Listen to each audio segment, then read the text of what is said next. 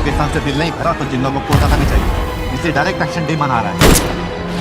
भारत हिंदुओं का राष्ट्र है। आखिरकार विवेक अग्निहोत्री की much awaited the Bengal files का विवादित ट्रेलर रिलीज कर दिया गया है। इस ट्रेलर का इंतजार लंबे समय से हो रहा था। कुछ लोग बेसब्री से देखना चाहते थे, वहीं कुछ लोग इसका जमकर विरोध भी कर रहे थे। लेकिन एक लोकतांत्रिक देश में कानून का सहारा लेते हुए विवेक अग्निहोत्री ने बिना डरे अपने इस ट्रेलर को दुनिया के सामने रख दिया है। अब जरा फिल्म पर आते हैं। द बंगाल फाइल्स का दरअसल फाइल ट्रिलॉजी का तीसरा और आखिरी पार्ट है। इससे पहले द टैक्सन फाइल्स और द कश्मीर फाइल्स देखने को मिली थी। इस बार कहानी 1946 की डायरेक्ट एक्शन डे और उसके बाद हुए दंगों पर आधारित है, जिसे इतिहास में ग्रेट कैलकाटा किलिंग्स कहा जाता है। फिल्म खास तौर पर नौकरी दंगों को दिखाती है, जिसे डायरेक्टर विवेक अग्निहोत्री हिंदुओं का जनसहार मानते हैं। ट्रेलर में वही अंदाज देखने को मिला है जो टीजर में झलक देखने को मिला था। इंटेंस, इमोशनल और दिल दहला देने वाला। शुरुआत से ही माहौल बहुत दर्दनाक है। भीड़, हिंसा और चीखें, सब कुछ इतना रॉ और रियल लगता है कि मानो हम उसी दौर में पहुंच गए हों। इसमें डायलॉग्स बहुत कम है, लेकिन कैमरे की भाषा और बैकग्राउंड स्कोर ही पूरी कहानी सुना देती है। जैसा कि उम्मीद थी, विवेक अग्निहोत्री ने द कश्मीर फाइल्स वाला पैटर्न फिर अपनाया है। सवाल खड़े करने वाले डायलॉग्स, कड़वी हकीकत की विजुअल्स और ऐसा नरेशन जो दर्शकों को बेचैन कर दे। ट्रेलर देखते ही साफ हो जाता है कि यह फिल्म दर्शकों को अंदर से झकझोर देगी।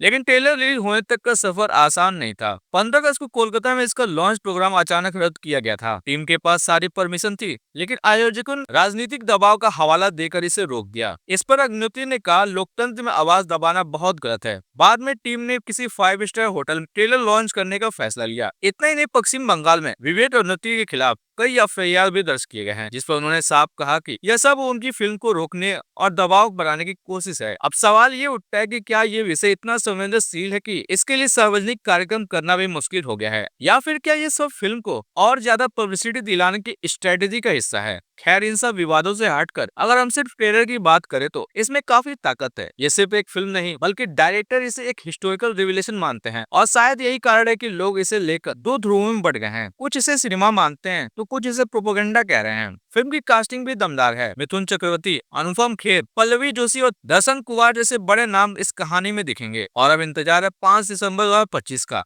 जब फिल्म सिनेमा घर में रिलीज होगी। तो दोस्तों, आपको ये ट्रेलर कैसा लगा? क्या यह फिल्म का एक ऐतिहासिक सच दिखाने वाली है, या फिर विवादों से भरी एक और चर्चित मूवी साबित होगी? अपना कमेंट सेक्शन में राय जरूर दें।